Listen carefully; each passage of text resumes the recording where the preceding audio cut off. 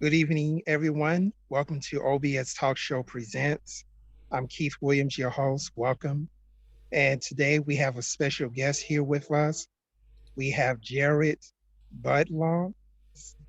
He is an independent candidate for governor for the state of Alabama.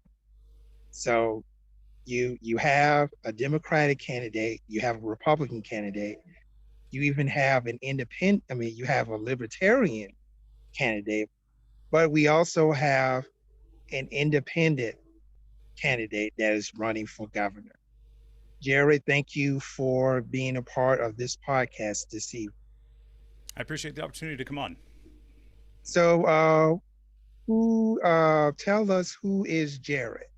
Yeah, so my name is Jared Budlong, and I live in Daphne, Alabama. I have a wife and 3 kids, and I'm a project manager by day who, back in October of 2021, got fed up with the way the system has been running in our state after finding out about our allocation of the 20% of COVID funds that the federal government sent to Alabama, about $400 million that got set aside to build new prisons. And at that point, I knew I had to do something, and that has turned into a gubernatorial candidate race. So that's the long and short of it. Yeah, my next question is that why did you decide to run for governor? Well, I can expand on that a little bit. So in October, the idea was to start getting involved. Because previously I voted, and that was kind of the my civic duty, right? To stay kind of informed and vote as best I could, and leave the running up to the professionals. I'm going to put in big air quotes. And in October, when that announcement was made and finalized, I dug as far as I could and didn't see any candidates speaking up about it, at least not loudly, especially at the governor level. But at the time, it was, I thought I would start small and run for something local and do something small to get involved, to realize, like, hey, let's build this up. And nothing in my area was something I felt I would do well at, but also was up for election this year. So school board was my go-to, because I have 3 kids. They're all this year will be all in school, and that election isn't until 2024. So I kind of put it on the back burner, and ran into somebody on social media on TikTok who helped me get my campaign running, and initially kind of convinced me to go all in. It was, I said, yeah, I've thought about it, but there's nothing locally that I want to run for. And they replied back, it's the midterms. The governor's seat is up. Like, why don't you run for it? And my reply was what most people say to me when they hear. They're like, yeah, okay. Like, an average guy from Daphne trying to run for governor. And with their encouragement and their help, I got the campaign started, and we have been rolling downhill and getting bigger ever since. Tell us a little bit about your platform, uh, your vision for the state of Alabama. Yeah, I think it's summed up really well with I don't know if tagline is the right word, but the sentence that I end every email with. It's in my signature. But I know that every human being has the right to live a life with dignity, and currently we are not allowing that to happen as a state. So everybody has that right, and we're not letting them live out that life. And my platform is based on the 3 most urgent things that I know that our state needs, and everyone I talk to basically agrees. And it's healthcare, better access and better quality healthcare across the state, and education, mostly an equitable education across the state, because there are some places that get really good educations and there are some places that just don't. And the last one would be the prison system. And I'm okay with calling it modern day slavery, because that's what it is. No politicians typically want to say it, but that's what it is. And more people need to talk about it and think about it that way. So those are the 3 things that I want to impact the most. Those are my focuses. There are plenty of other things that our state needs to do better, and I'm willing to accept any help in those areas. If you are passionate about them, you are welcome to join the campaign and help us focus on those. But those 3 are my focuses. Let's talk about education a little bit. Sure. Recently, Alabama state legislator had passed was supposed to have been the largest education budget in history. Do you believe that those funds are being uh, not equally distributed, but equitably distributed? I would What say I no. mean, We have. Oh, sorry. I think I cut you off. Go ahead.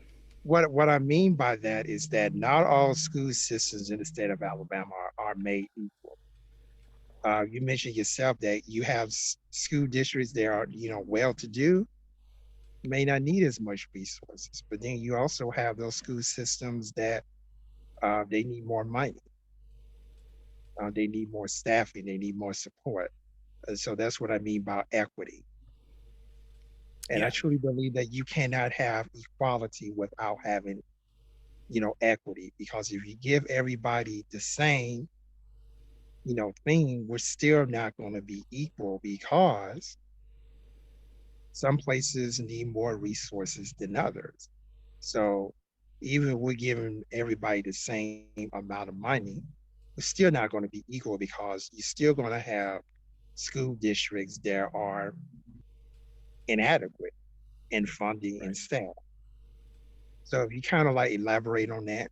Yeah. Yeah. So one of the big ways that I can break that down, and it's not a majority of the funding from what I gather, but it is a significant portion that we fund our schools through local taxes, including property tax, and then special taxes like business licenses, and I think it's called a special use tax if I have it correctly off the top of memory. But uh, our schools are not all funded straight through the state funding, at least not technically. On paper, I think they were supposed to be distributing that a little bit more equitably. But currently, the property values is probably the quickest way to give that analogy and say somewhere like, let's pick Sylacauga, Alabama. Right, the property values in Sylacauga aren't going to be as high as somewhere in maybe Shelby County or in my area, in Daphne, the Mobile, Baldwin County areas. And to know that the schools in this area are funded, additionally funded through those property taxes, without equitably distributing the rest of the funding, you are allowing historical complications to impact the education of our residents. So redlining is a good example. Not everybody's familiar with that, unfortunately. Everybody should be.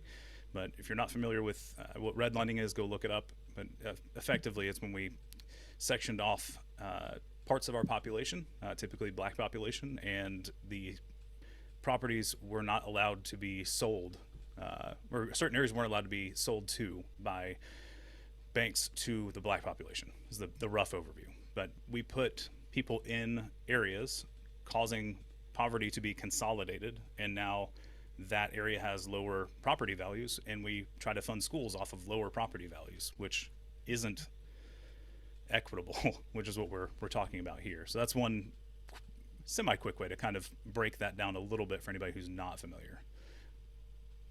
Do you believe that Alabama is experiencing an education crisis? I think it has been experiencing an education crisis for a long time. I don't think that's getting any better, unfortunately. The way that our state is trying to restrict what we're teaching people, even though it technically wasn't being taught to them already. Yes, we're losing teaching staff, and part of that's not just pay, but a lot of it has to do with funding, whether or not it's directly to the teachers themselves or just how it's being distributed across the state. But I would agree.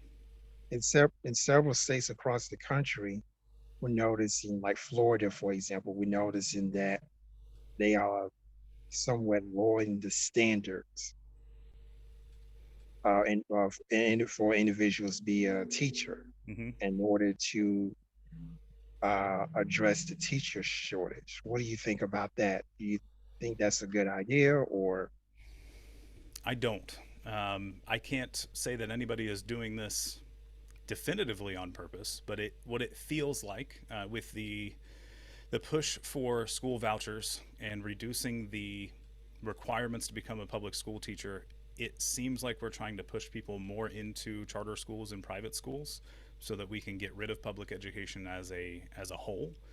under the guise of giving choice.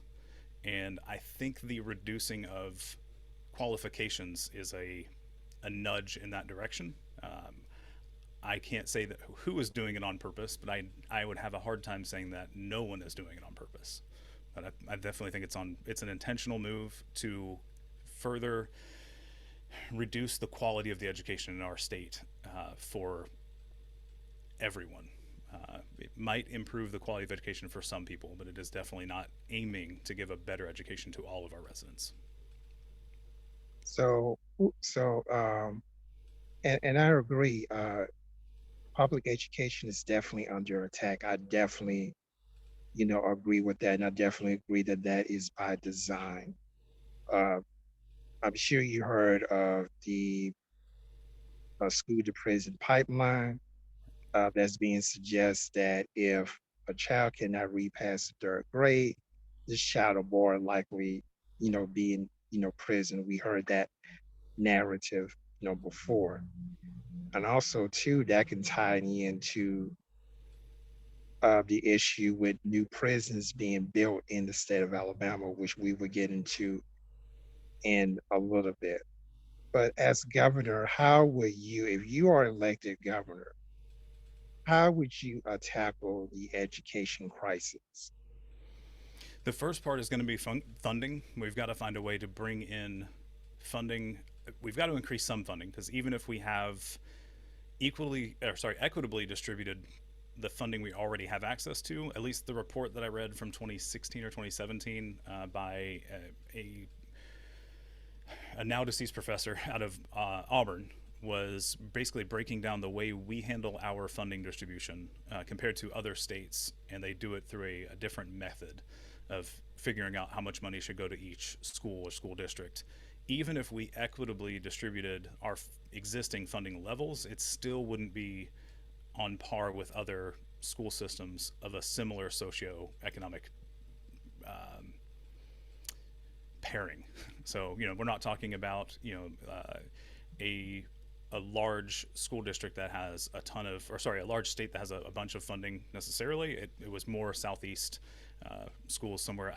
Going off memory, I want to say it was places like Georgia, Mississippi, Virginia, a couple other southern eastern states, and the funding methods in those other states is they use a different rubric or a different algorithm to break down the funding, and even when you applied that, it was not enough. So funding is the big part, and then after that, we have to figure out a better way to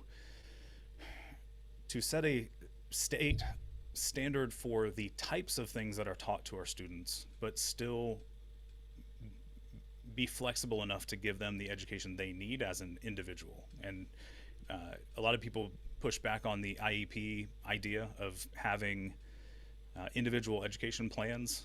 A large part of that, though, is funding. So not having the funding to both develop those for each student, but also to implement them and follow up with each student. A lot of that is funding related. You have to be able to pay those teachers and paraprofessionals to come in and help partner with the teachers to implement those plans. We can't even begin to ask them to come if we can't pay them. So it's still all, for me, it all ties back to funding. I tuned into one of your education meetings. I think it was last week, Yeah. and you mentioned something about you're not too enthusiastic about having a lottery Yeah. because there's a talk that's going on is that we need a lottery in the state. We need an educational lottery in the state, and there's been a lot of fiasco, about that. Why are you not in favor of a lottery in Alabama? Yeah, so I want to start it this way because people misunderstand what I'm saying regularly. So I want to start with I'm not opposed to gambling as a pastime. If you want to gamble your money, go gamble your money. I understand that it's not easy to do in our state, but that's not the question that's typically approached or I'm approached with. So, and Keith, you're asking the same thing, so I want to answer that question directly. The state lottery that is run in order to improve the funding for general welfare programs. My problem with that is that general welfare programs are there to help equalize people's access to something. So let's say it's education in this case. We're trying to bring in more education funding to then equitably distribute that across the state. And the people who need the most help are the most impoverished already. And statistically, the impoverished communities spend more as a percent of their income on lotteries, typically in the hopes of trying to get out of poverty. So they're playing as a, on a hope and a prayer that they're getting out of poverty, which is why we're having the lottery in the first place. And the bigger concern is that we're not giving them something in return. It's not something tangible or a service that we're providing them through the lottery. We're giving them hopes, taking the money, and then at best putting back 53-ish% back into whatever that program is. So if it's education, and it doesn't sit right with me to take advantage of the community that we're supposedly trying to help by giving them a hope of something that they are very unlikely to ever accomplish through the lottery, under the guise of funding education, when there are other methods to get more tax revenue that doesn't involve non-tangibles or nothing given back in return. I don't know if you are aware of this, but you do have a majority of Alabamians that are in favor of an educational lottery. You Yeah, do realize that. I do. So, so if you are elected governor, will you follow the will of the people? The people, the majority of Alabamians said, hey, we want an education lottery. Would you accept the will of the people? If it Or will or will you follow, or will you say, okay, well, I don't think that's the answer, but here's an alternative. if the will of the people is somehow actually represented by our legislature and that comes across my desk, we will deal with it then. I don't know why I would deny it. I'm just not going to push for it. Yeah.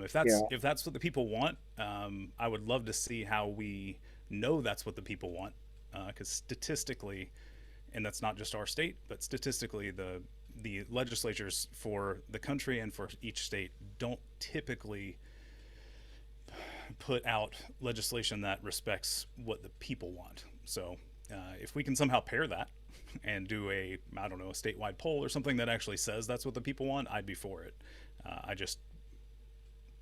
I'll see it when I believe it. Alabama is 47th near the bottom in education. Right. As governor, what are you planning? How do you plan on getting Alabama out of that rut? We're near the bottom in education, and it seems that it's not getting better. What Yeah. would what would you do to bring Alabama out of that rut? Yeah. On top of funding, so that's the start. Funding from that, again, back to an actual curriculum that is going to help everyone move forward and better understand the subjects at hand. So your basics, but also we've got to start teaching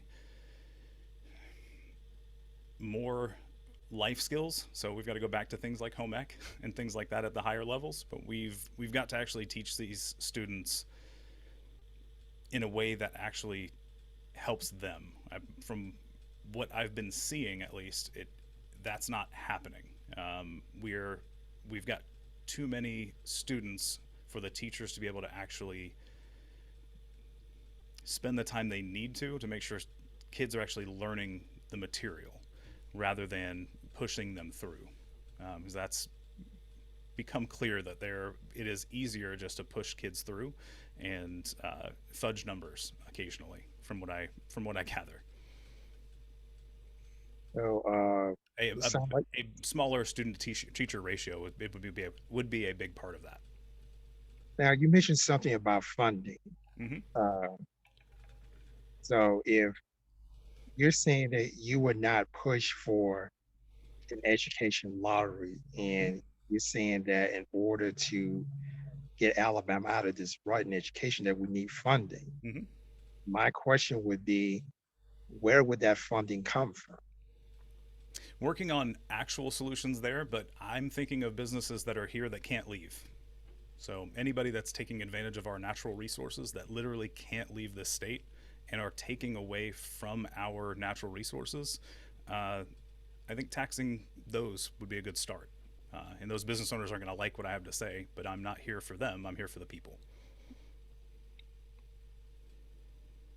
Pretty straightforward. Okay, we're going to shift gears now, and we're going to be talking about healthcare in Alabama.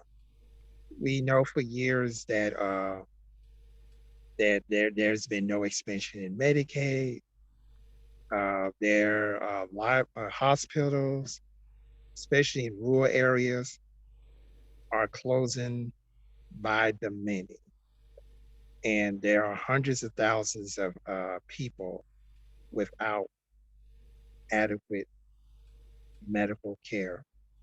And you have a lot of people in Alabama that are underinsured or not insured at all, especially those who are in the Black Belt counties.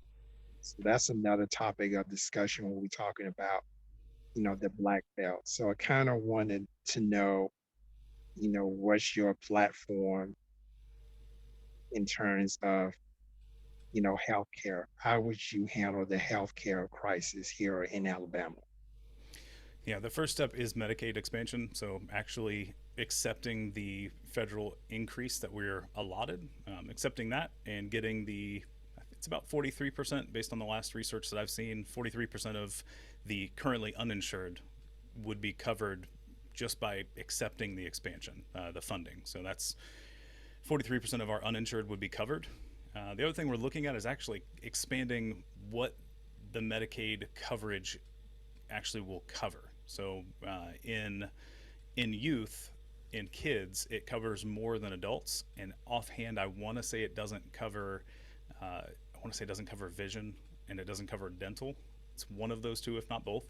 But trying to find a way to actually expand that long term, not through a short term method, but getting that to expand to more coverage. So it's not just those. And then from there, we've got to find ways to actually get these hospitals back open in those rural counties. And I'm not there yet. Still working on those plans. So would you say that's a funding issue? The reason why these hospitals have been closing? Funding for them, yes. Exactly where that funding was coming from and needs to come from moving forward, I don't have an answer to. So if you're for expanding, Medicaid, would that be done by an executive order, or would it have to be like an act from the legislature? Everything that I can find so far, again, I haven't been able to read the 400,000 ish words in our Constitution, so I haven't been able to guarantee that it's 100% up to the governor, but everything in the Code of Alabama basically states that the governor can accept federal expansion on general welfare programs and implement those. So it is at the governor's discretion. The reason I bring up the Constitution is there is a caveat at the end of that piece of the code of Alabama that says unless restricted by something in the Constitution. And unfortunately, our current governor hasn't stated why she isn't expanding Medicaid. She just says we need to look at it, but she isn't saying why we haven't. So we're still digging into that to make sure there's not some catch, something that's going to snag us at the end. But the idea is to get in and say yes, give us more, help us. Currently, President Biden, give us that funding. Like, let's take it. Alabama would love to help out our residents.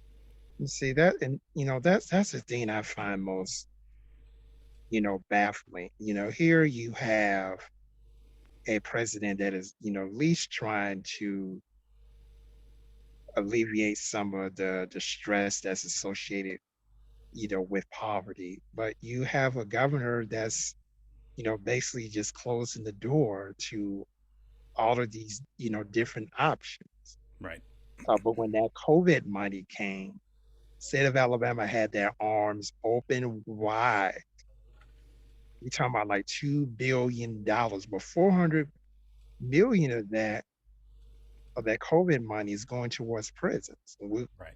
gonna have a conversation about that in a little while. that I was actually, behind the scenes, fighting that. Why are you using COVID relief money for something that has been a problem long before COVID-19? We ever had to deal with that. I still have not gotten a straight answer over that. So we're going to have a conversation about that. Another thing I want to point out as far as uh, healthcare is concerned is that one of the concerns that I have is that mental health, and I'm just going to be straight up and real, mental health in the state of Alabama, particularly the Alabama Department of Mental Health, they suck. Okay, they is they we know that they exist, but what are they doing to enhance the mental health of people in the state of Alabama, particularly those that supposed to have insurance or they are underinsured or they don't have insurance at all? And you probably heard the fact that poverty, education, and mental health is associated with gun violence and violent crime in most of your urban areas. So can you kind of like elaborate on that? What needs to, if anything, needs to be done in terms of mental health in the state of Alabama? What are your plans on dealing with that? Yeah, I don't have any immediate plans for mental health. I'm not saying it's not a problem, but it's something we haven't gotten to that yet. Again, going back to when I started to run, that was in February. So we are playing catch up at this point. Mental health. The thing I will point out is it's not this thing that only a few people need to address. Everybody needs to be seeing somebody that can help them with maintaining their mental health, if not, drastically improving it. So there are some conditions, that meaning material conditions, living conditions, where that that focus needs to be, or that healthcare needs to be focused. So we need to make sure that those communities have access to that, and by that I mean anybody that's experiencing trauma. So if you're in poverty, as you mentioned, you need a lot more mental health care than someone who is well off. But if you're well off, you still need mental health care. You are still going through experiences every day that you need that care for. What plan I have in place, I don't have one yet. So I don't want to, beat around the bush there. I don't have anything yet, but we are I working on think it. I thank you for your I thank you for your honesty. Uh, some people, when I do ask these type of questions, they make things up. You Yeah, know, I have been a my focus for this campaign has been to be as radically transparent as possible, which is why you were able to attend our campaign meeting. We stream those live to social media because I don't want this to be seen as me grifting, because I came out of nowhere. I understand that. Like I understand that if I were hiding things, I could be seen as some guy who's just trying to take in donations to, you know, I mean, I can't keep them because of the way the laws work. Uh, but maybe funnel it somewhere else or into friends' businesses or something like that. But it's like, no, like I'm here to change the state. Do I have the answer to every problem? No, but neither does any other governor. They have other people that are helping them. I'm starting a little further behind on that, but we're working towards it. so I mean, if you was to come up with a vision on how to address mental health, will you provide more funding for mental health as well as, well, you already said that you're for expanding Medicaid. I understand that part, but will you be willing to provide funding for mental health so that those who need mental health services will have access to? Yeah, so the frustrating part is as a state, we still have to rely on tax revenue. Unlike the federal government, where there is a little bit more leniency to create programs and fund those um, through the fact that they make their own currency. And so yes, I would love to give more funding to that. I we have to find ways to either reallocate existing funding. So we're going to get into the prison system in a bit, but there's some potential there to reallocate funding from the prison system long term, not immediately, because it needs to be addressed immediately. But long term, I would love to spend less money there and put it more towards prevention of crime, which includes mental health and poverty and education. But so, short answer, yes. Where? Working on that one too. Do you believe, I mean, to your knowledge, have the state ever had a financial audit? I have not found anything that says we have. I would be surprised if it was publicly accessible. We seem I to I hide I things as much as possible. I personally think, in my opinion, that having a state financial audit would be a great idea because there you would see, where the money is coming from, where the money is being spent, and if money is spent in an area that does not have precedence or priority in moving the state forward, that there can be some shifting around. I know a lot of cities from time across the country from time to time they do financial audits, but to Hmm. my knowledge there has not been that to my knowledge there has not been a financial audit of the state's financial condition. Right. The mayor, the governor has not. We have not heard anything about the financial condition of the state of Alabama in any of her the state addresses. And Addresses. again, Yeah. you hit it on the nose when you're talking about transparency. And I'm really big on transparency. Sometimes transparency is not just words; it's about what you do. Um, so that's just my opinion. I think that the state really needs a financial audit. And I want to expand on it just a little bit to give people a point. And this may be a jumping off point to the next topic. We'll see.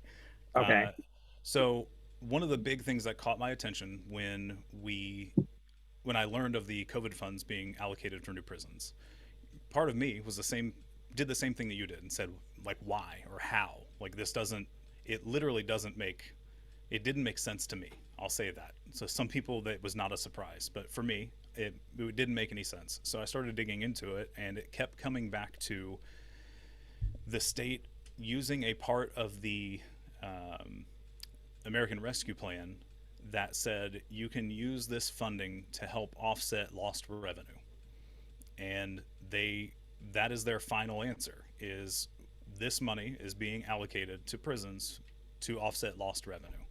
And go look that up later. There's a great USA Today article or USA News. Shouldn't try to do that off the top of my head, but there's a couple articles out there. One of them goes into quoting various legislators who verbatim what they said about it and quoting different parts of the plan. But that, Yeah. So I mean, so that's the next topic that we're going. well, I want to So finish so one. so you're Can I fine. finish one thought because it Yeah. ties them together? So Okay. the lost revenue piece, it ties back to the fact that our prisons are for profit, which we'll get into in a second. But what really caught my attention was we use ACI, the Alabama Correctional Industries, which is the subdivision or the sub company of or sub department of the Alabama Department of Corrections that is responsible for manufacturing using incarcerated labor, slave labor. And those products that they make can only be sold to other state agencies. You, as a private individual or a private company, can't go buy those products. Not that I would want to, but it had me curious about how that money was being or how those products were being used to fund the state.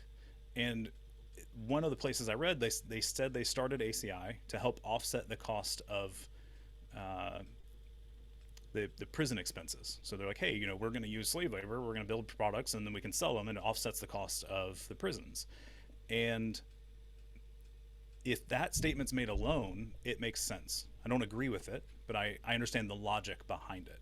My problem, and the part that's really frustrating and really stuck out to me is that we're not actually saving any state tax money because we're only selling to other state agencies. So if you go to a library and they have furniture, they have to use ACI first. If you go to the governor's office and they have a desk that's made by ACI, like, or it can be made by ACI, you have to buy from them first. So it's all tax money that's still being funneled back into the prison system, and that's where the transparency piece ties in. We think that the prison system costs X amount. So let's say it's $600 million or whatever it is a year. That's what we budget to it. But that's not the money that's being funneled into it from other state agencies to buy stuff from the labor that's being produced. And there's just not a lot of transparency on where all of that's coming from. If you could estimate, but they just put like furniture purchases in like administrative, and it's like, okay, well that's a lot more than just the furniture that you bought from ACI. It's also all these other things. So there's no real transparency there, and we don't really know what our prisons cost our state. So, But this is something that the legislator had passed. Governor obviously shoved it down their throat, and without thinking twice, they passed it. I mean, I think that the majority of the legislator body here in Alabama is going to benefit, if they have not already, in some way benefit for the building of these new prisons. I can imagine that, that some of them, are in the private business, system themselves. They're just not telling us, yeah. that. And the first thing, when I find out about this, the first thing I, did is, contact a couple of legislative members. Said, "What the hell y'all doing down there?" I said, "You got $400 million of COVID, relief money that's being used to build prisons. What are y'all doing? What are y'all doing down there?" Did they And have an answer? again, I'm not really right. They don't really have an answer to it. And we perfectly understand that we're dealing with a legislative body that's majority, Republican. So if you are Democrat or independent, they're pretty much saying, what's the use of fighting this? We're outnumbered, blah, blah, blah, blah, blah. My hands are tied. I said, come on now. I said, I understand that you're outnumbered and everything, but at least fight. I'm not going to say that there aren't people fighting. 'Cause again, my my scope of knowledge prior to October was very local for me. It was, I paid attention to the governor's seat a little bit. I'm in the bucket of people that kind of assumed my voice didn't matter when it came to most voting, and that's been a huge focus for me. So I'm not going to say people haven't been fighting, but since I've gotten involved, I've noticed there are a few of our legislators who are pushing for things, and they typically get, from the ones that I've seen, they get shut down or shut out. One of the ones that I'm thinking of, there was something being passed.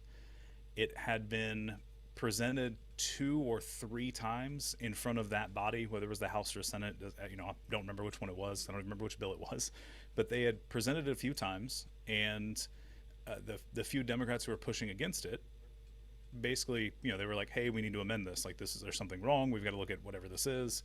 And on the last time that it was being presented, they whoever was sponsoring the bill basically said, "All right, cool. We're here to talk about this for the 3rd time. Everybody for it." And enough people said aye, and they passed it. And everybody else looked around. The news looked around.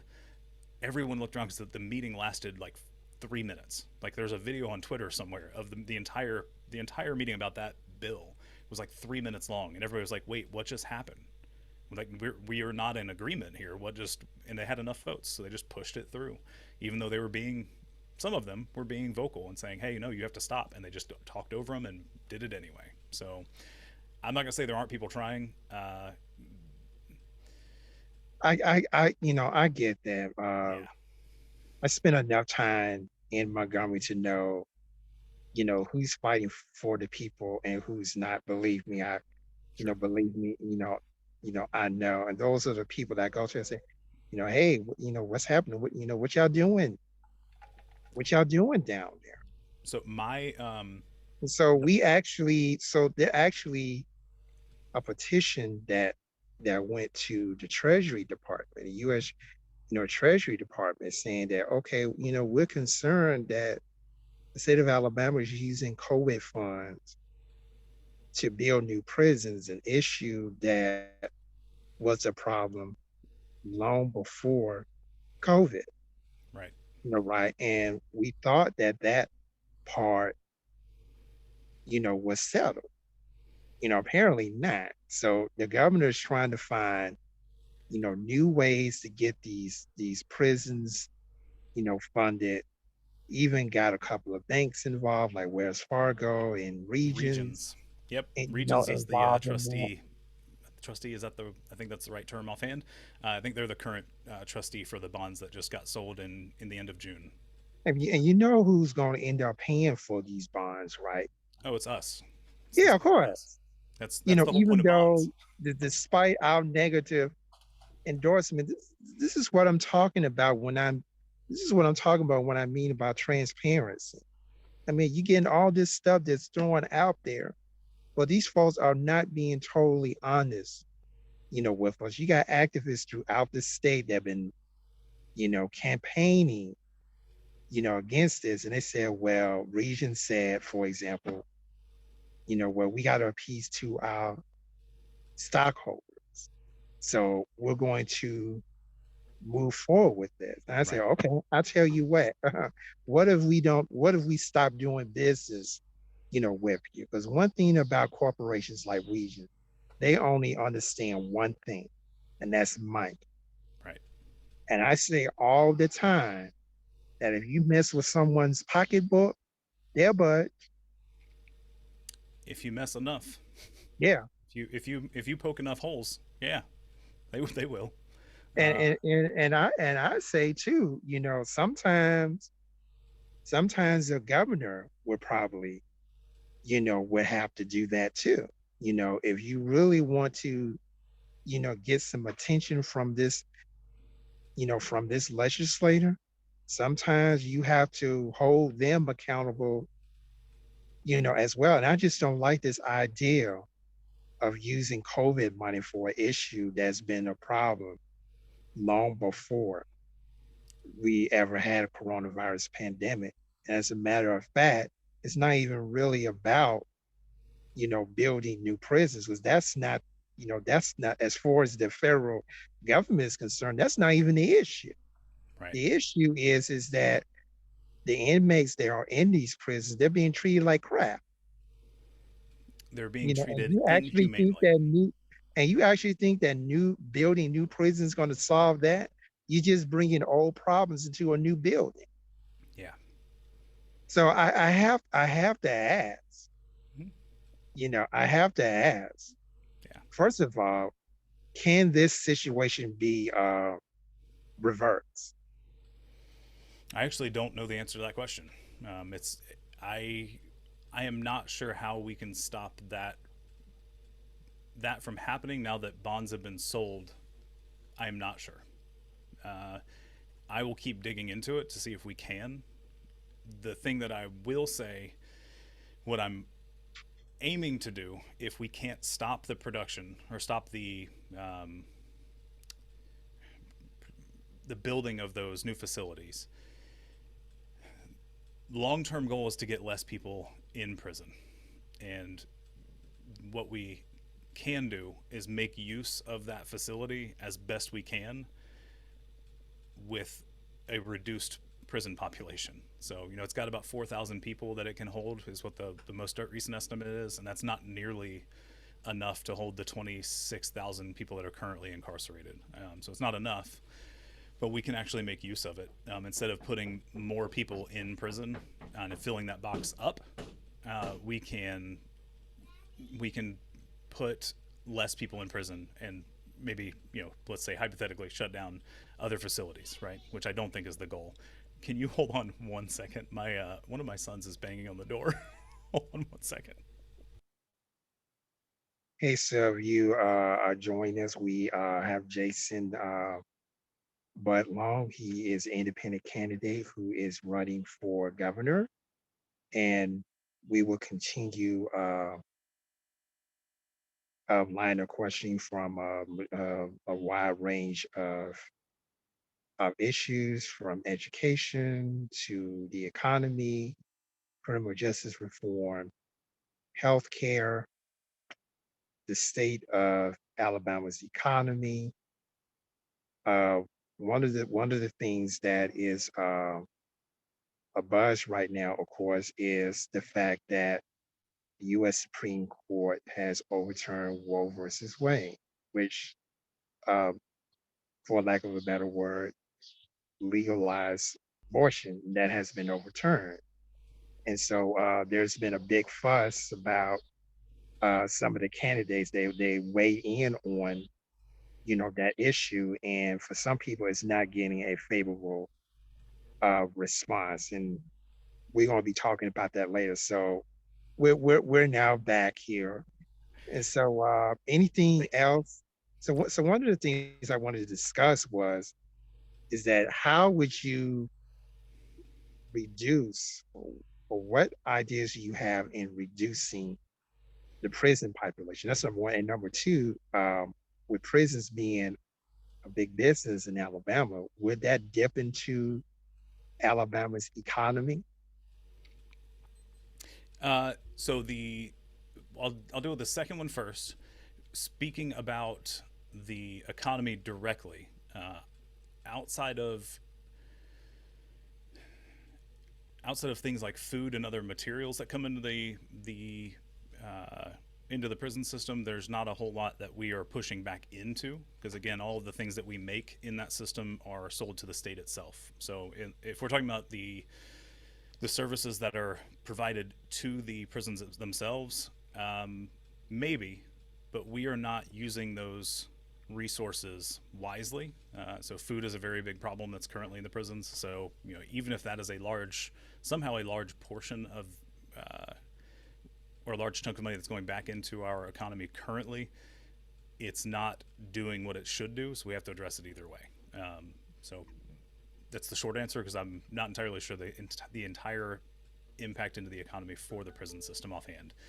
The first question for reducing the population, first, I have to say this because some people misunderstand when I say I want to reduce the prison population. It does not mean enhancing or immediately uh, finishing the death row sentences. I am vehemently against death row. I don't think that we should be ending the lives of people who have done something that we as a society have come to say is a bad thing, especially when we have such a flawed system where someone could be on death row for a very long time for something they did not do, and we just have no care to get them out of it. Reducing population generally. The first thing is to find anybody that is currently incarcerated for what I've been calling victimless crimes. That is the big thing that I want to focus on first.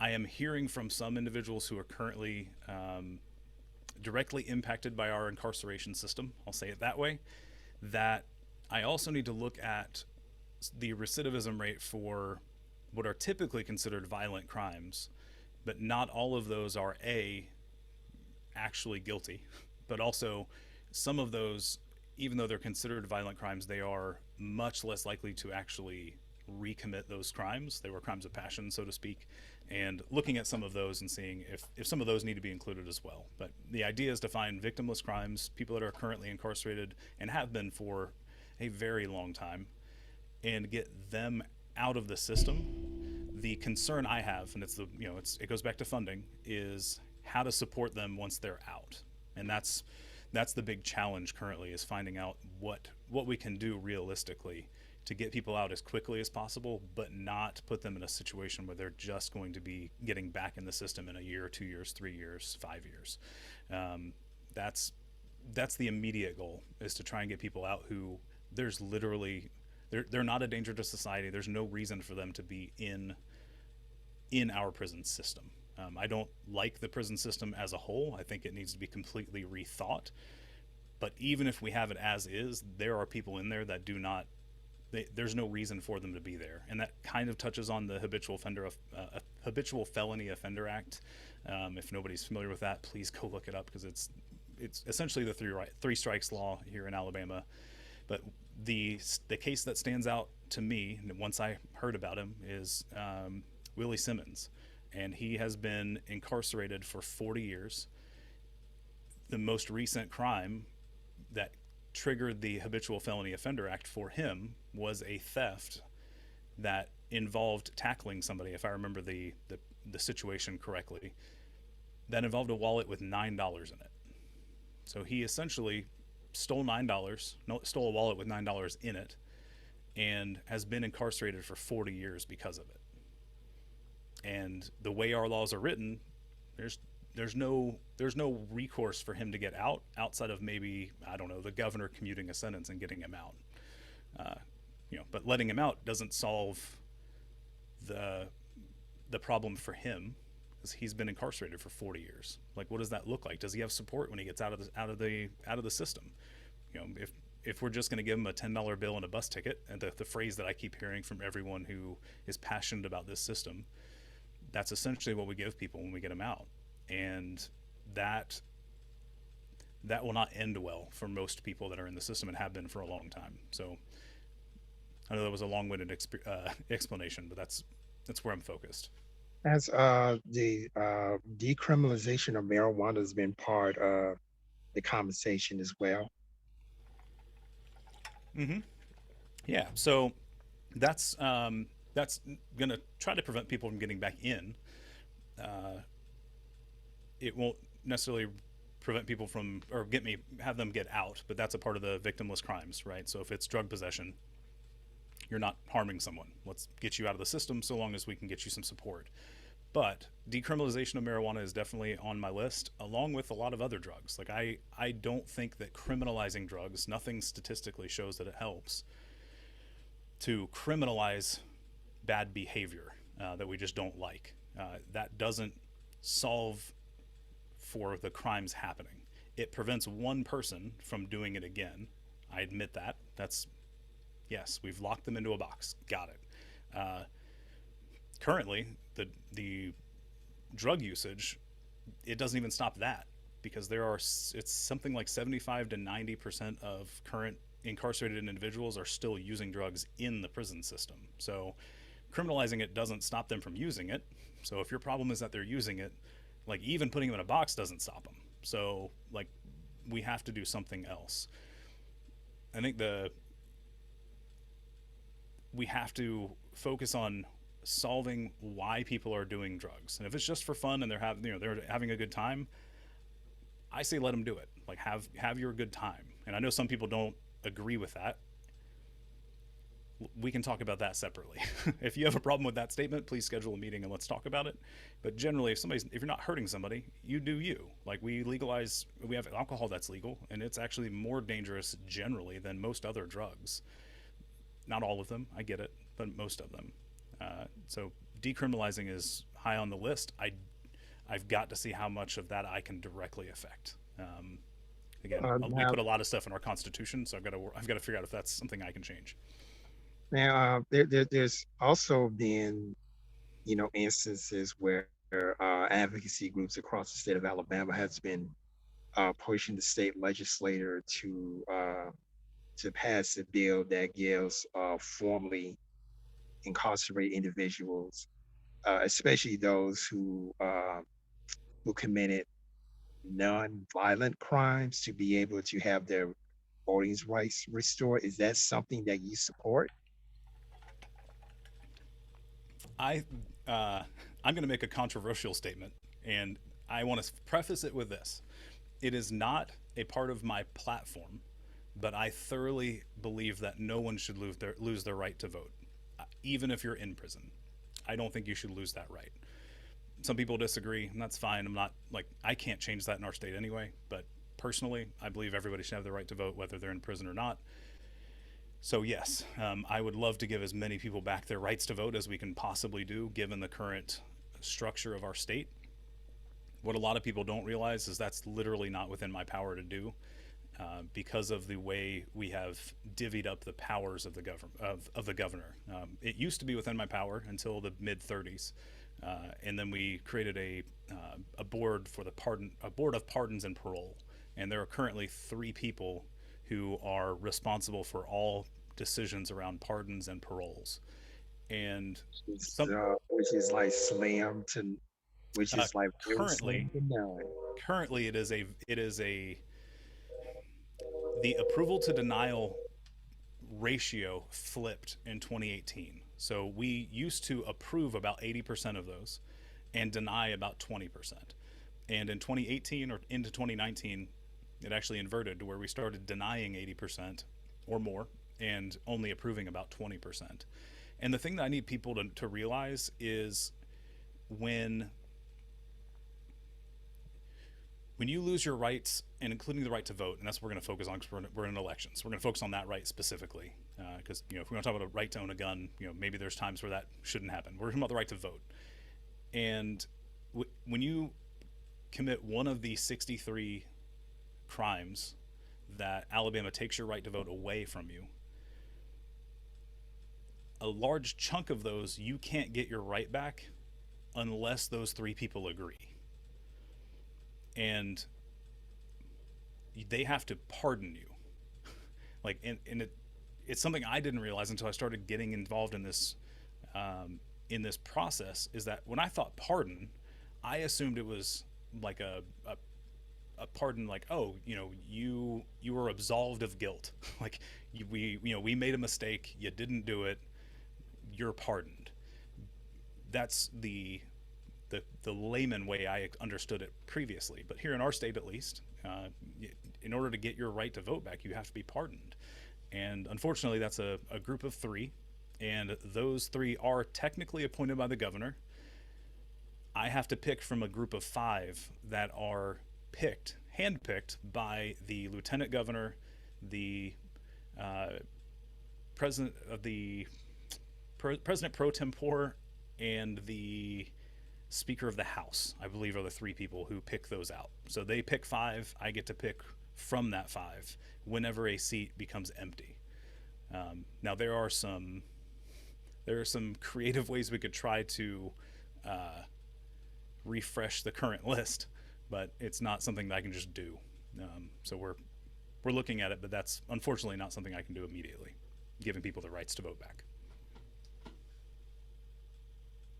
But that is something that you would support, Yes. within the limits of your power. I will advocate for giving people their rights to vote back. We talked about the lottery earlier, where I was like, I'm not going to push for it, but if people want it, I will push for this. I will. It's not currently a part of my platform, but like, people should be able to vote. Like, that's the one thing we can do. Like, we should be able to advocate for our rights, and that's something I think all of us should be able to do. So let's talk a little bit about 2 taxes in the state of Alabama that has caused some controversy. Okay. One is the gas tax that was passed in 2018, Right. and then the other one is the push to eliminate the grocery tax. Okay. Is one of the highest in the state of Alabama. Is one of the highest in the nation in terms of grocery tax is concerned. And the gas tax, of course, has caused a number of headaches here in the state of Alabama. We know we're dealing with a national inflation in terms of oil and gas prices, Mm-hmm. and just having this 10 cents gas tax just makes it a whole lot worse. Is that something that, would you keep this gas tax or would you eliminate it? I've had a couple of people ask me about it. Again, it's not a part of my main 3 strategies, so I will be honest, I don't know a whole lot of what it is even intended to be used, other than additional additional uh, care for the roads.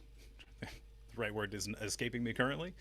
But pretty out, pretty much it's pretty much its intention is to be the gas tax increase is supposed to be used to upgrade and upkeep the infrastructure, yeah, in the state. And one of the things that they talked about was one of the things that Governor Ivy, wanted to do. She wanted to make a portion of Interstate 10 in the Mobile area a toll road, right. and that too, supposed to bring in, revenue to, expand and the Port of Mobile. Well, of course, there's a lot of backlash, on That's that. I haven't heard that's my anything, backyard. Yeah, from that. I haven't heard anything from that. Uh, Another thing that was brought to my attention is that um, we have not seen, we don't know how much money was raised in the last 4 years in terms of the gas tax passage. And so we don't know where the money is going to, what projects the money is being used for. Again, there is no transparency.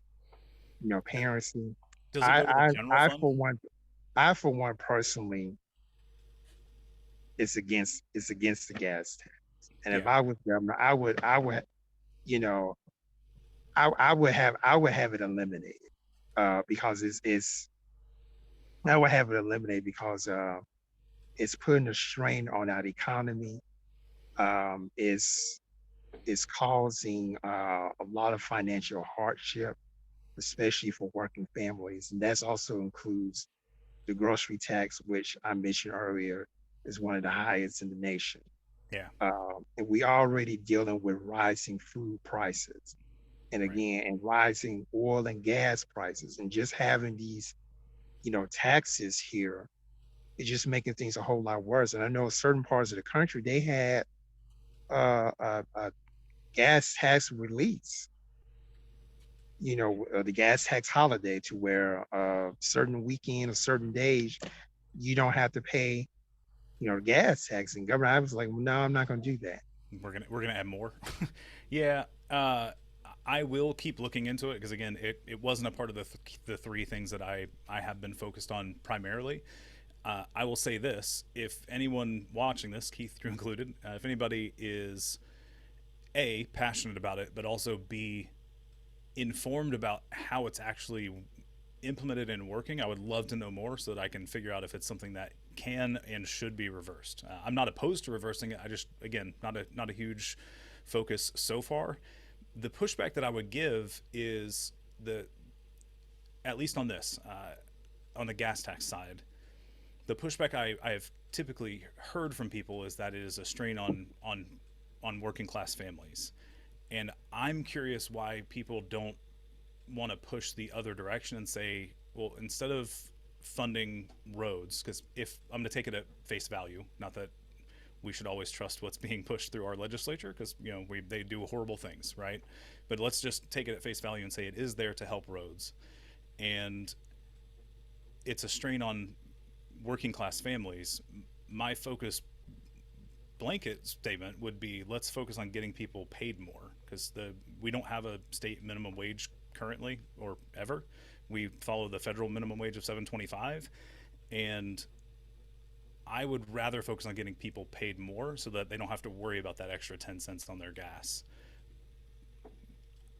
without knowing more about that gas tax. So it's a qualifying Um, statement there, but the, that's the organization that I recommend that you talk to about these issues called Alabama Rise. yes, we're trying to get in touch with them. They're on our list. I think Robin Hayden is the contact. She's the ED, the executive director. I Okay, would definitely, have you to reach out, to her. They have a great policy team. cool. So if you wanted to know more about, these issues that I'm asking questions Yeah, on, definitely reach out to them as well. And by the way, I'm a member of Alabama, right? gotcha. That's why I Not so know. shameless plug. No worries. No, I'm okay. That's why I I know a lot. literally want to know those organizations because, again, I admit that I came into this in February. The analogy that I like to use because it's humorous, but it's also like it's kind of apt. Is we're trying to fly, right? So we're trying to do some wild thing that people didn't think was is possible, but we're also building the plane while running down the strip. Like I'm aware of that. So we're looking for those resources to partner with people because I don't want to rebuild the wheel, so to speak. Like if there's already a wheel, let's put it on and use it. I don't want to build one. Like if somebody's already got those policies and understand the system, let's partner with those people. The three that I've been talking about are the ones that I'm passionate about. So I'm trying to learn as much as I can because it's where my passions are. So yeah, I'm now talking to somebody on the team who's watching. Please make sure we reach out to Alabama Rise because I know somebody's watching. So let's shift gears a little bit Sure. and talk about the economy a little bit. Yep. So what is your understanding of the economy in the state of Alabama? I'm not sure I understand your question thoroughly. So just broadly speaking, like how much do we contribute as a state versus how much we take from other states? Where are you? I'm not sure what you're asking exactly. Well, that's a start. Okay. That's the start.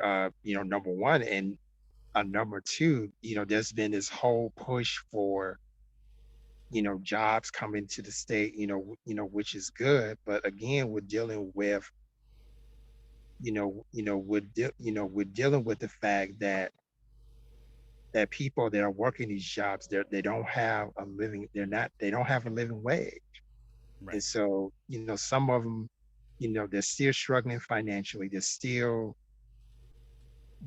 struggling financially. They're still dealing with some levels of poverty. Yeah. Your, So your your thoughts on those two? gotcha. Yeah. So minimum wage has to go up. I don't know how.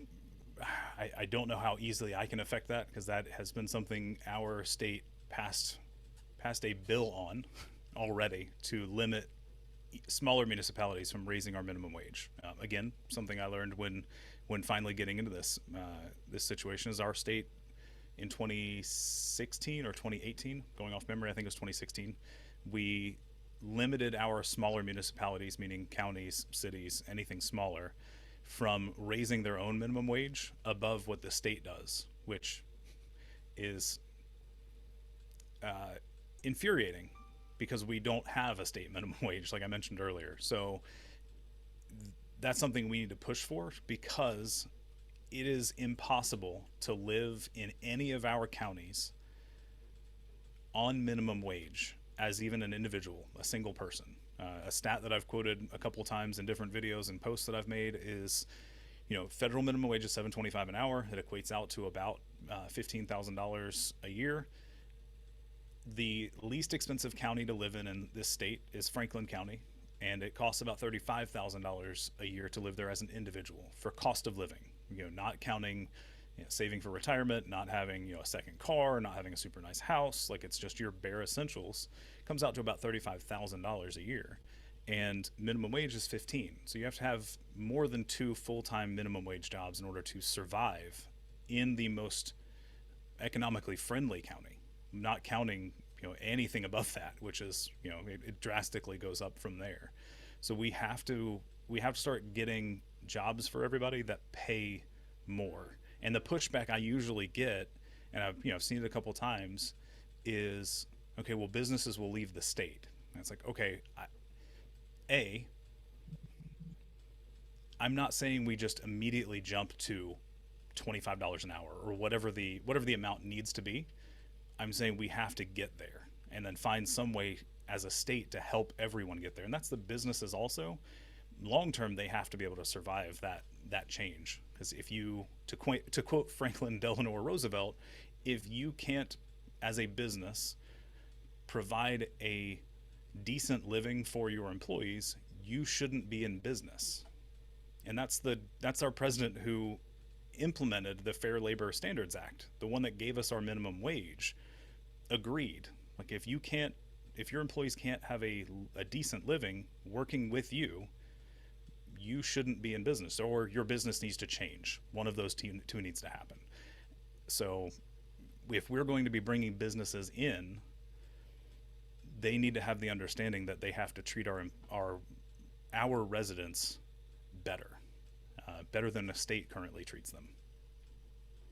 Are you aware that, like, for example, in some of your black belt counties, that the average annual income is less than $10,000? In Mobile, I believe the average for some areas is close to 11. So yeah, I'm fully aware of that. So, wanted to shift gears again and talk about the black belt, because that seems to be like one of the most underprivileged Yeah, regions in the state of Alabama. They have been through a whole lot. There's environmental pollution that's going on there. They have lost, uh, they got some gambling restrictions down there, particularly at Green Track, that's recently hit the news. That's where the majority is practically rural, and there's not a lot of healthcare options. They are there. There's not a lot of industry, not a lot of businesses there. The farmers that are in that area, that they're not being treated adequately, which means that they're not able to be, their farms are not as productive as let's say another part of the state. Um, and so far, no gubernatorial candidate has really didn't have a lot to say about what would they do with how would the governor handle some of the issues that the people in the black belt are going through. So is that something that's a part of your platform? Have you had any conversations about that? Just kind of find out where your head is at in terms of uh, your thoughts on what's going on down there. yeah. Um, the primary focus for me has been healthcare and education and the prison system. So trying to improve those for everyone across the state is where my head has been. I'm aware of how disproportionately poor those sections of our state are. How I can directly impact those, I don't have a plan for currently. What I would love to know and do is hear from more people from those areas so that I can make informed decisions. Um, One thing I've tried to restate every time someone brings up something that I am not aware of is that I am aware of the things that, or I'm aware that I don't know everything, right? Have I have lived a very specific life. So I am 38, I am white, male, and I live in Daphne. I have no idea what it's like to live as someone of, uh, you know, let's say someone of Hispanic background in Hoover, Alabama, or somebody who's black who lives in Huntsville, or pick any other demographic other than straight white male in Daphne, and my experience is nil. So I need to understand those experiences before I try to make decisions and policy suggestions. So somebody Oh yeah, mentioned that I there's can. some orgs that I can reach out to. So I'll be looking into those. Yeah, I mean, I can definitely understand that, and usually campaigning helps.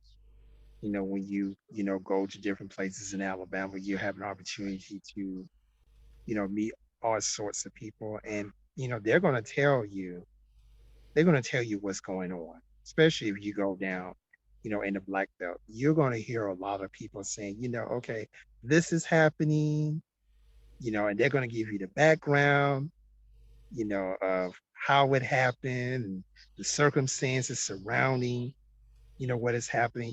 They're going to do that because they're looking for someone to that has a listening ear. They're looking for leadership. Right now, those folks down there, they're not getting it Right. at all. I said earlier that is one of the most forgotten regions, in the state, and it's predominantly African Americans. You can probably imagine, just how much neglect that this region, is getting. So, and I understand that, right now that, you don't have all of the answers. I get that. Nobody has all of the Right. answers. But I think that people, need to realize is, if you have a position at all, people want to know, well, what's your position? And people can tell you make stuff up. I mean, I can definitely tell if someone, making, stuff up, just so, they can feel good about themselves. But people can ultimately tell if you're being real, or not. And so, I thank you for your honesty. That there's some things that you're, passionate about and you can talk about it all day. But then there are those things that I don't quite understand, or I don't have enough information, so I can't not, make a formative, decision, or I don't have a plan, at this moment. Um, but what I can do is that we're going to get you on here for a second time, Okay. That uh, sounds great. probably probably close to the election, maybe in October, Yeah. or something. And hopefully by then, um, I'll have some you better answers to some of those questions. yes. But people that know me know that I ask the tough question. They need to be asked. So, and that's I actually, if I can do a shameless plug, I don't know where it's going to be streamed yet, but we have a town hall coming up with some of the families, friends, and questions coming from inside the Alabama Department of Corrections. And I was warned, they're going to ask you some hard questions. And my reply to the person who's helping host the event was good. Like they should be asking very hard questions, like especially that community. Like if it was a teacher, they should ask hard questions too because it's their livelihood on the line, right? But if they wanted to, they could change their livelihood. Not easily, but you could change professions. Healthcare, sure. There are some tough questions that need to be asked. If you don't like the healthcare industry, in theory, you could change careers. If you are currently impacted by the incarceration system, you have no choice. Like there's literally nothing you can do that will get you out of that system unless the state wants you out of that system. So of the three main campaign focuses, the prison system, anybody that's affected by that has the right to ask the hardest questions. So I think everybody should ask hard questions of their candidates. Anybody that's running for office should not be surprised when somebody asks them very hard questions about how their role will impact their constituents' lives. Let's talk about a controversy that's surfaced for the last couple of weeks. Particularly in the governor's race. Okay. So, as you already aware, that the U.S. Supreme Court had overturned Roe versus Wade, and in a lot of states, I think Alabama is one of them. That they have, a trigger law. Mm-hmm. That says, okay, if Roe versus Wade is overturned, then this law will automatically be activated. I think Alabama is one of those states where they have It that is. trigger, trigger 2019 is law. when we passed it. Yep. Right. I remember that. And and both the Republican candidate and the Democratic candidate, uh, they have weighed in on that decision. And to my knowledge, it appears that uh, both candidates support the overturning of Roe versus Wade. They're both pro-life candidates. I So believe that is an accurate statement. so you got so you got a pro-life conservative, so you got a pro-life Republican conservative, and you have a pro-life uh, Democrat. Not sure if I can say that the Democratic candidate is a Democratic conservative or a liberal. I can't really say that, but the controversy comes in when a conservative Democratic group had endorsed uh, her campaign, Mm-hmm. and everything went south from there. So just for the record, here, Mm-hmm. and I know this should not be an issue, but I had to bring that out because you have a lot of, for example, you have a lot of Democrats. They're saying that I don't know if I'm going to support the Democratic nominee, Right. and and when people heard that you was running as an independent write-in, people saying, okay, you know what, we actually got some options. And believe it or not, this may come up on the campaign trail. That's something that you will have to, deal with. Just being straight up with you is something that you will have, to deal with. Because again, uh, it's apparent that the Democratic nominee is pro-life. Based on the interview she has done, based on the things that she has, written on her social media Right. pages and things that, and it's like throwing people for a loop. So I just, for the record, for the record, what is your stance on, that particular issue? Yeah, and so we're talking about Roe v. Wade, and at this point, we're talking about the abortion issue, not necessarily the long-standing ramifications of that decision. But if we're talking about abortion, I have taken the stance of being pro-abortion, not just pro-choice, and it's a distinction that I want to make. A, I don't have a uterus, so if I'm going to make a stance, it needs to be very clear where I stand. And if you want or need an abortion, you should be able to get one. You can't in our state currently, but you should be able to. And that, I hope, comes through very loud and clear. Um, if you have a uterus, that's your choice, not mine, not your partner's, not anybody else who's in office. It is between you and your doctor and whether or not that's a decision that makes sense. If we're talking So about something other than getting a pill, but if there's an actual procedure. also too, naturally, the pretty much the Republican members of Congress, they voted down on providing contraceptives Mm-hmm. to those that that need it in Congress. Um, just how serious you think that these conservatives are pushing a non-abortion agenda, and what do they hope to accomplish? I mean, I have my own theories, but I really want to hear from you. Sure. We are getting into.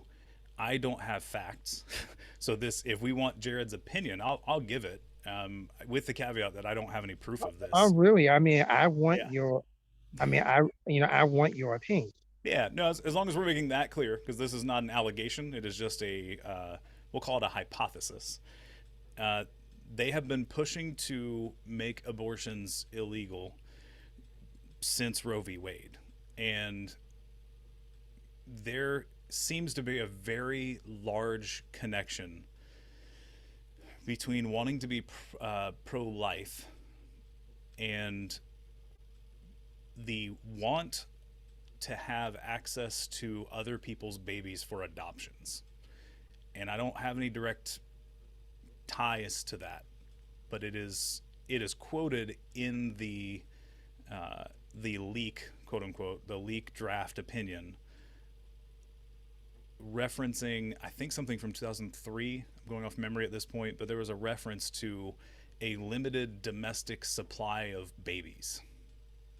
That may not be verbatim, but it's a very close to the quote.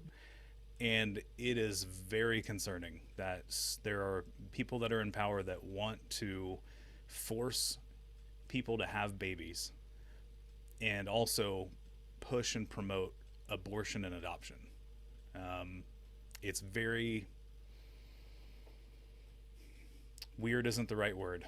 Um, Maddening that we would spend so much money to help another family raise someone else's baby when in a lot of cases they just needed help, and that's why they can't raise that kid to the level that society says they should.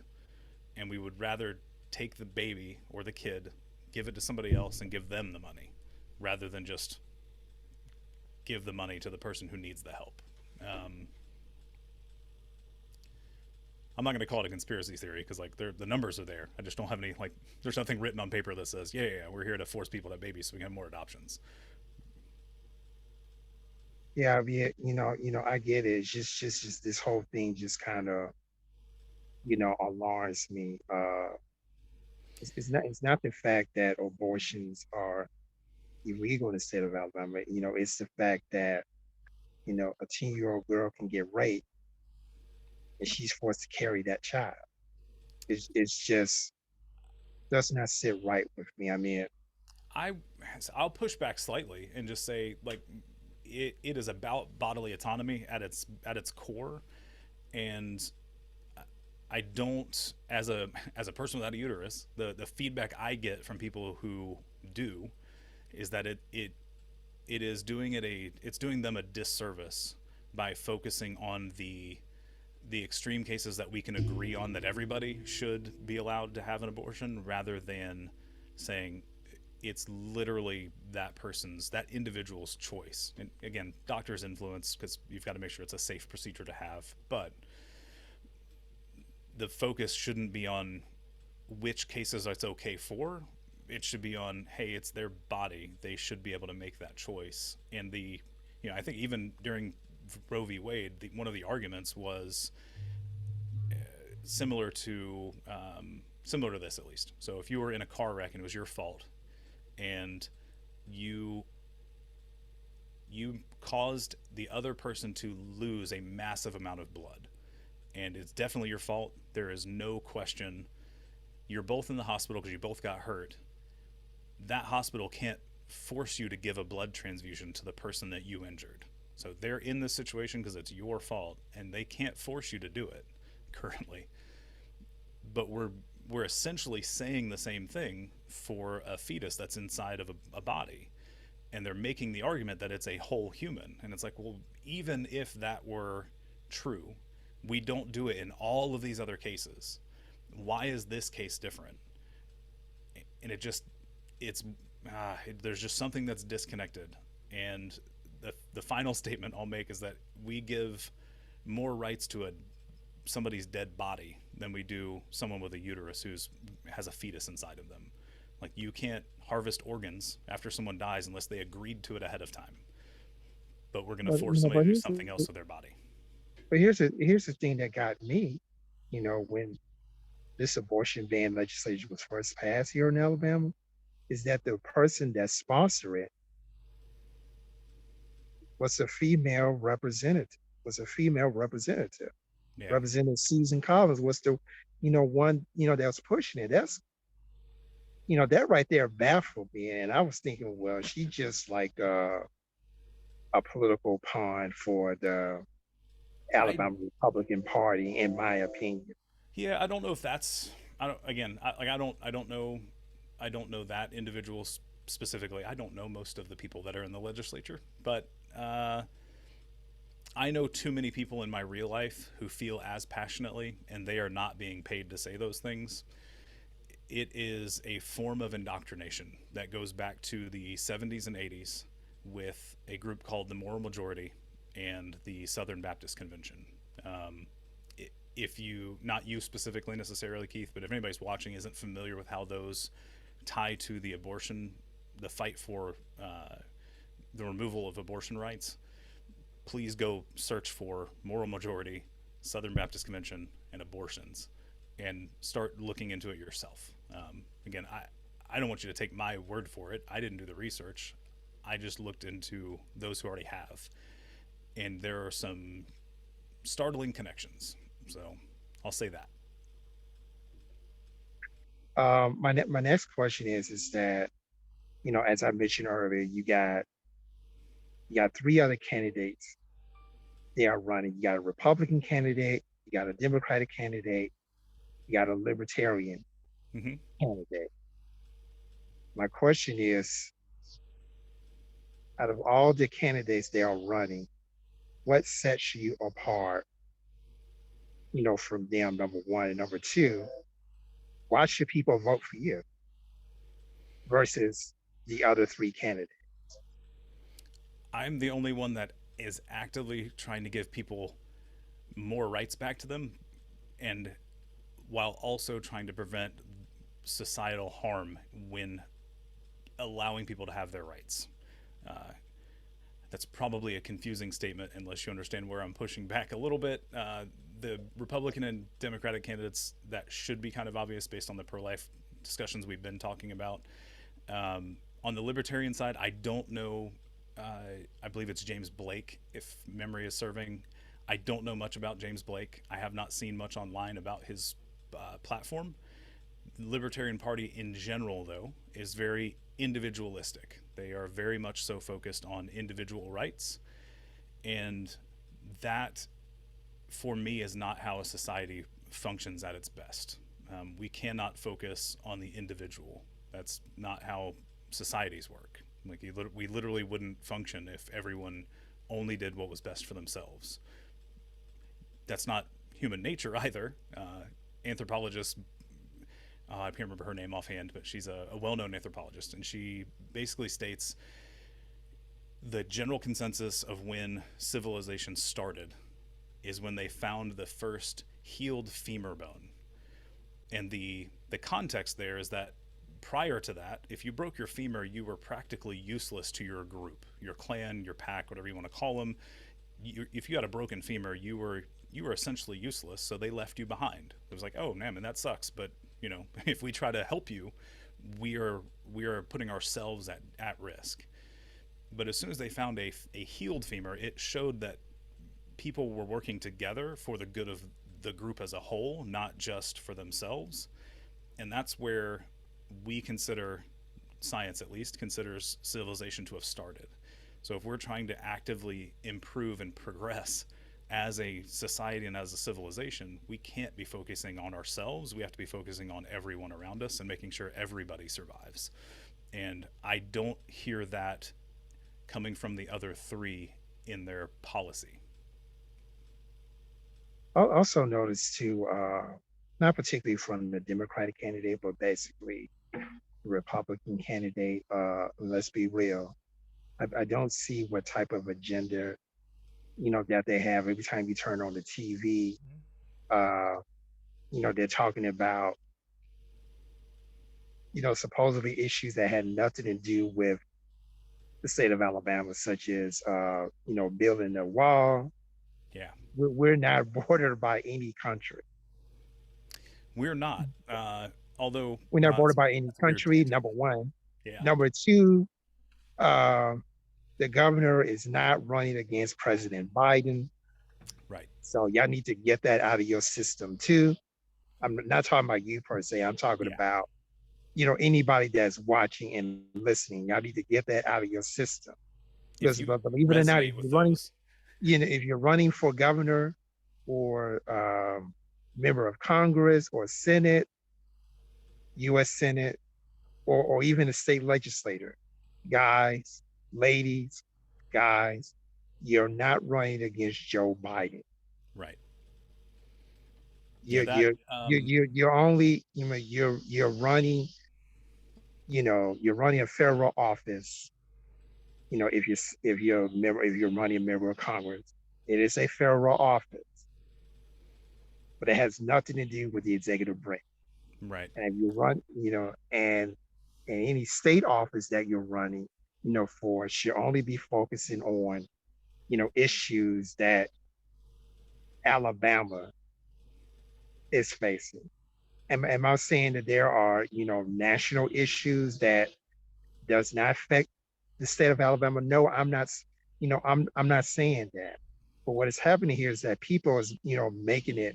Certain candidates are making it about an individual rather than an issue.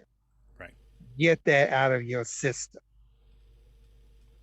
I I thoroughly agree with you. I all that is, and I it is a series of videos that I keep meaning to make, and now I'm talking to my campaign manager. Please make me do these. A series of videos on FUD, fear, uncertainty, and doubt, and that's all they're talking to is fear and maybe uncertainty and doubt, but most of the time it's just fear. And it's like, hey, Biden's going to come do X, or he already has done X, or and I'm not saying I love President Biden, but I also know that he's not my competition. So I care what he's doing as an individual, but not as a candidate.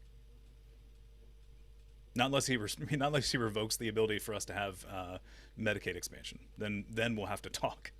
But he needs to leave that alone so we can implement that first. So, if you don't mind me, asking, you mind me asking, have you started going to different parts of the state and talking to people? And if so, what are some of the issues that people are bringing to your attention as you are campaigning in various parts of the state? Yeah, I've hit mostly major cities because they are easier for me to get to. Campaign funding makes that harder to travel to more remote areas. Larger areas, it's easier to find connections to stay with or travel from. So the ones that I have been speaking to, most of it has revolved around the key three that I've talked about. The other one that keeps popping up is minimum wage, and that's it's something that I would love to address. I just don't know that I haven't found a way that I can yet. But it's typically been healthcare, education, and prison systems. That's been most of it. So I do recommend that you spend some time in the Black Belt area. Yeah. I Do you highly have any recommend. recommendations on a city or a county to start in? Well, so you got Tuscaloosa County, Pickens, Dallas. That's where Selma is. Mm-hmm. Um, Selma is historic within itself. It does have some ties to the civil rights movement. Right. So I recommend that you go there. Uh, so you got Dallas, Marengo County, Hale County, Sumter, Greene, uh, Greenville, Greene County. Greene County. Okay. Yeah, Greene County. Yeah. So again, when we talking about a candidate, that's running for governor, we don't hear a lot of the candidates talking about, issues that affecting, the Black Belt. Because as I said earlier, that the Black Belt region is the most underprivileged and underserviced area, in the state, that it does not get a lot of attention. Yeah. Unless it gets so bad that the EPA visits. Right, right. And that's another thing, environment, mentally wise. So we know that the Alabama Public Service Commission has definitely put their foot into this controversy of environmental, justice. Obviously, they are bought and paid for. We have way too utility monopolies here in the state of Alabama. Um, to where people don't have a choice, Right. but to get service, for them. And every time we look up, they're raising your power rate. Right. They're raising your power rates. They're raising rates like if you wanted to get an electric vehicle or if you wanted to put a Solar panel. solar panel on your roof. Yeah. It's They're charging you to help them by putting a solar panel on your house and putting money back into the system, or putting energy back into the system. Yeah. giving it all the time that they're putting money in their pocket. Yeah. Again, so those um, those industries that can't leave our state would be a great way to fund some of the programs that we've been talking about. Right. And for so if you want to get abreast on some of the environmental issues that's going on. So there's a group right now. It's called um, it's the Alabama chapter of Gov South for a Green New Deal. Okay. I highly recommend that that you contact them. Particularly, there's Michael Hansen. He's here in Birmingham, and he's executive director of GAS.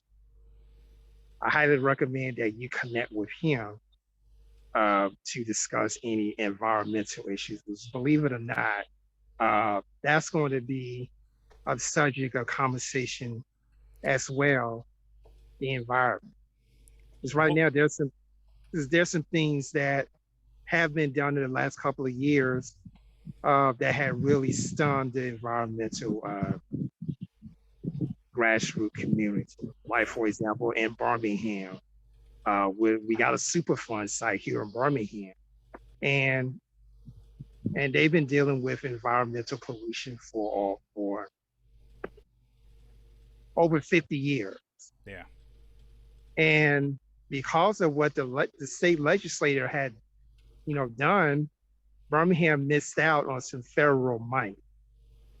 You see, originally it was the Superfund site supposed to have been on the national priority list, but it didn't happen because of something stupid that the state legislator did. And the governor, of course, she supported it. So, Yeah. and you You got know, hundreds of people there. They're suffering. A lot of people have died, and they feel that there is no hope. For them there. So so when we talk about the environment, that's definitely going to be a topic of discussion. So that's going to be one of the issues yeah. that One that has people are going to come up. bring up. Yeah, one that's come up recently, and it's in my backyard, so I'm loosely aware of it, and that's the coal ash dumping that's happening in the Mobile area, and Yeah. we're currently trying to bring somebody from one of the local organizations here to come on to one of our policy meetings and give us good insight into what's happening, because listening to what the state puts out is hard to take serious. I'll say it that way. So, because of the transparency issue we talked about in the past, like it's hard Right. to take what they say at face value. So I would much rather listen to the people who are literally putting blood, sweat, tears, and money into trying to save the environment. And I'll listen to them before I listen to people that are potentially making money off of it. So Well, I don't think I think we covered a whole lot. yeah, Um, so the two more things, and we're gonna get off of here. okay. Now, how is if someone wants to be a part of your campaign, or they want more information, or if they want to talk to you directly, how can they get in touch with Yeah. So my website is jaredalgov, jaredgov.org. So jaredalabamagovernor.org. And there on that website, there's a way to both help out with the campaign. So following social media, all that normal stuff, donating, because unfortunately, money runs this entire situation. We've got to have money to travel to places like Greene County. And to volunteer is there's also a way to volunteer as well with the campaign. And the thing I like to point out about the volunteering piece is you do not have to give your life to me. I'm not asking for that. What I do ask is that when you fill out the volunteer app, just be honest and say, hey, I can work Friday mornings. And if you can work Friday mornings in the month of October, cool. I would love your help in the month of October for Friday mornings. If you can give more, that's even better. But just be honest in the forms, though we kind of have an understanding of who we have coming in and who we can help, or who can help us rather. And then the other one is, it ties back to the canvassing and talking to the entire state. If I want to go to Greene County, for instance, I don't know where to start because I'm not from Greene County. So if you can't get involved and you can't donate and you're already following social media and engaging there, send us a message and say, hey, you should come to X town. I would love to coordinate with this restaurant owner or, this person to set up a meet and greet or set up a town hall or, some other event where it makes sense for me to come there instead of just showing up randomly on a Wednesday afternoon and trying to walk through town and talk to people. I would much rather have a purpose and have people there who know I'm going to be there and have questions and want to talk and have an authentic discussion. So that's the one thing we really need is people in their communities talking to their communities and getting engaged in politics, especially with my campaign. Not anything other than let's talk.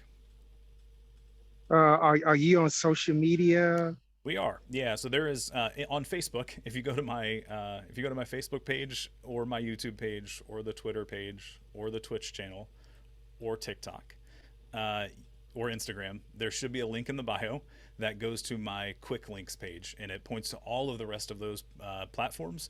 If you go to jaredalgov.org and use the hamburger menu, there should be one called quick links. And hamburger menu, sorry, technical. It looks like a mini hamburger, the 3 little bars. That's the menu button, but that'll get you to the quick links.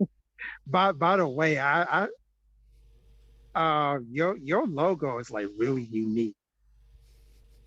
Appreciate it. That the group that helped me get started actually designed and made the logo for me. So they came up with the abstract, the overall design, and I think it was a collaborative effort to put the Progress Pride design inside.